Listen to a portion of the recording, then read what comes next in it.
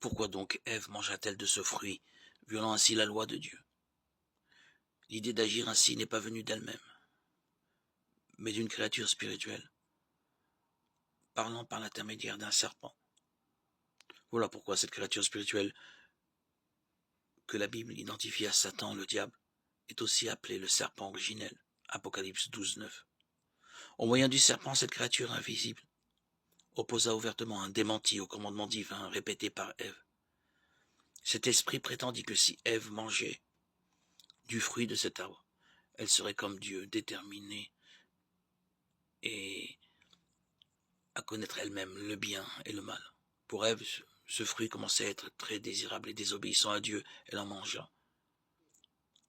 Adam, son mari et chef, apprit ce qu'elle avait fait, mais bien loin de la condamner, il la suivit dans sa mauvaise voie. Genèse 3:1-6, Jacques 1:14-15, 1 Corinthiens 11:3. Par cet acte de rébellion, Adam et Ève tombèrent dans le péché, s'attirèrent le châtiment du péché. 1 Jean 3:4. En jugeant du bien fondé de la décision rendue par Dieu, il ne faut pas commettre l'erreur de considérer la gravité de l'acte d'Adam et Ève d'après les idées ayant cours à l'heure actuelle. De nos jours, la désobéissance aux parents est une chose courante et reste souvent impunie. Le vol est également pratiqué couramment et nombreux sont ceux qui pensent que les vols minimes sont sans importance. La rébellion et le mépris de l'autorité sont aussi fort répandus à notre époque.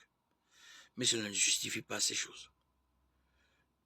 Une large part dans la responsabilité de la délinquance et de la criminalité accrue que nous voyons actuellement incombe aux parents et aux diverses autorités qui ont négligé leurs devoirs sous ce rapport. Proverbe 13:24, Ecclésiaste 8:11.